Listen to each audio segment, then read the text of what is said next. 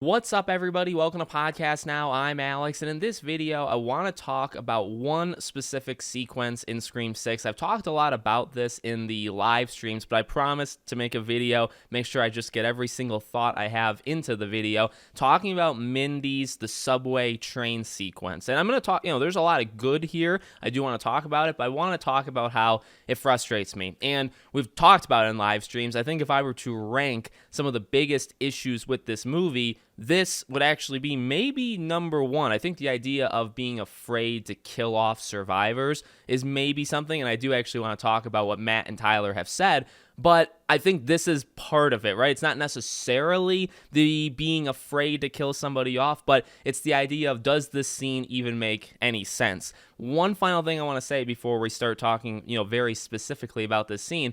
I don't want this to come across like, oh, Alex, you're going after Scream, you hate Scream. I've made numerous videos already about how much I love it. I actually really like this movie. I think it's one of my favorite, Scream movies of all time. So there's plenty of positive videos. This is one negative, just to kind of throw it out there in case anyone has something to say to me.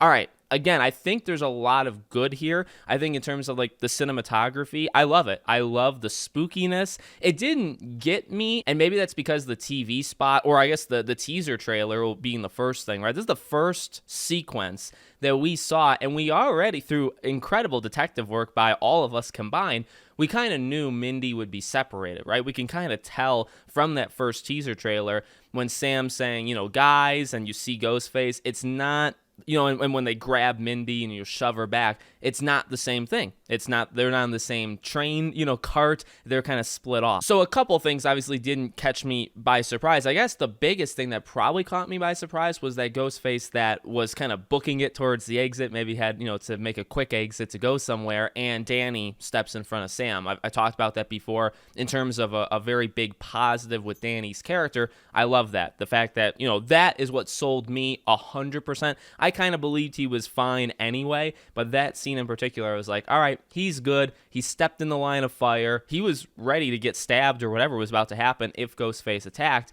and then, obviously Ghostface leaves. So I love that, and I love, again, even with Mindy, the lights going out and Ghostface kind of getting closer and closer, and then the lights go dark, and you can't even see, but you kind of know they're standing right there, but they're really not. I think in how it's shot, it's incredible. It's just very also different. You look back at any of the Scream movies, this is a very different kind of feel. And it's very radio silence-y, I think, right? It feels like something that Matt and Tyler would kind of film. Where my issue lies is simply on the fact that Mindy makes it. Now, there has been people that have tried to defend the scene. I'm not saying you can't. You can, again, think whatever you want and disagree in the comments all you want.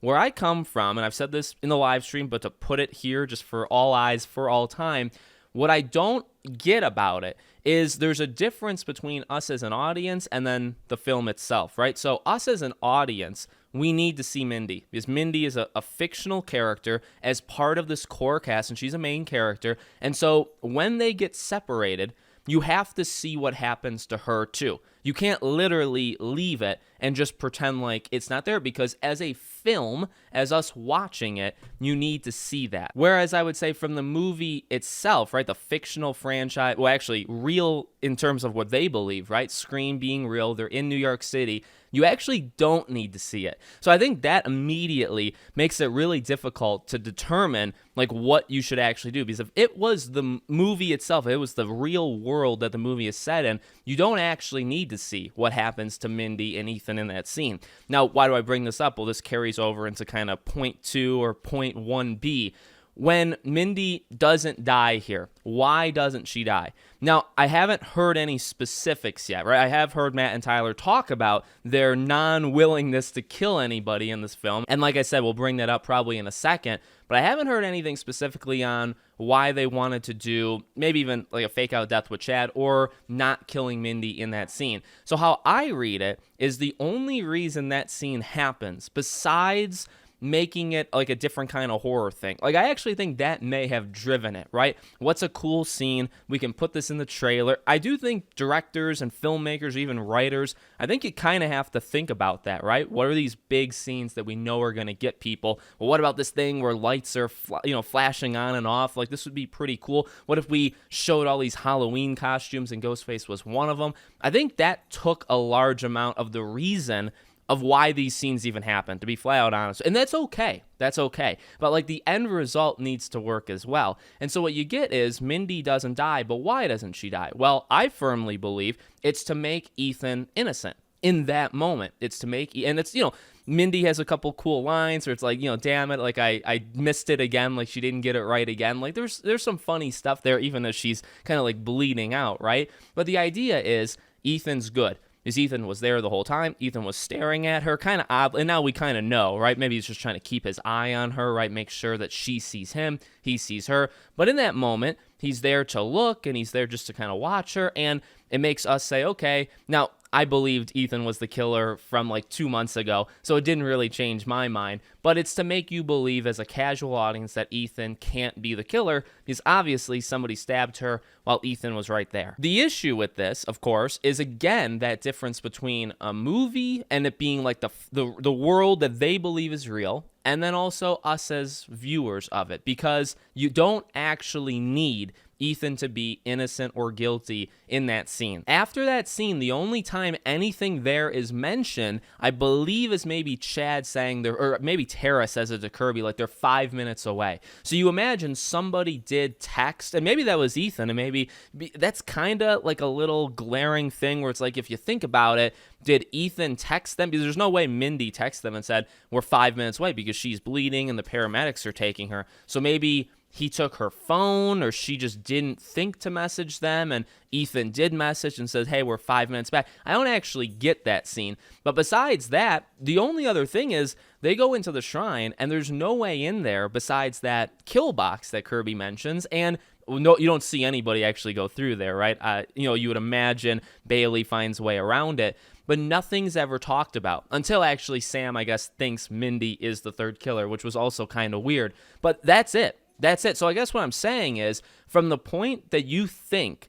Ethan is innocent to the end of the movie, or I guess let's say when they reveal themselves, there is no in between. There's no point where you have to believe that Ethan is innocent or guilty. The end result of Ethan revealing himself is exactly the same no matter what. So my point is, from viewers watching, you kind of have to see Mindy, and I guess they want to sell you on the idea that it's not Ethan, but as a movie itself, and as if they believe it's real, there's no reason for Ethan to care if you know that he's, because also, let me throw this in here, because I think some people are missing this.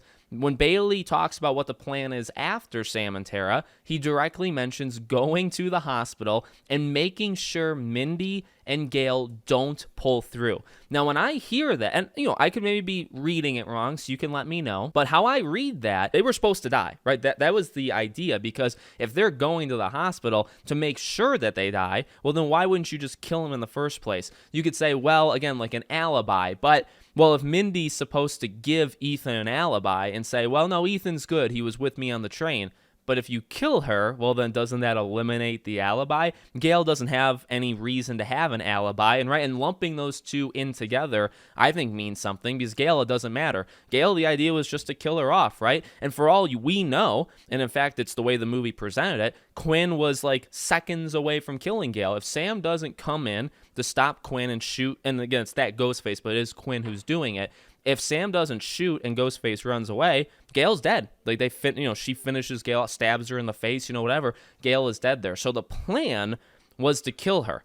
And so by lumping the two of them in together and saying, what we're going to do is we're going to make sure that they don't live, that tells me that the plan was to kill both of them originally. And Gale was super close, right? So Mindy, why did you let her live? The only thing, and I've seen this in theaters twice now, and I really try to pay attention to every small detail in that train sequence to kind of figure out, is there a movie reason in this world why Mindy doesn't die here? The only thing I can kind of think of is it's very clear Quinn's trying to keep her quiet, right? So puts the hand over her mouth and stabs her twice, and people are sleeping next to her, and Ghostface is just kind of staring at her. I assume the idea is that Quinn just thought she would die there. But yet again, Ethan, I would honestly say, no matter what excuse I can give, the idea was always going to be that Ethan spots Mindy afterwards and helps her out. Again, to kind of give him some sort of, oh, see, I'm good. But again, from that point on, you kill Mindy. Nobody cares if Ethan is innocent or guilty. Ethan shows up at the end.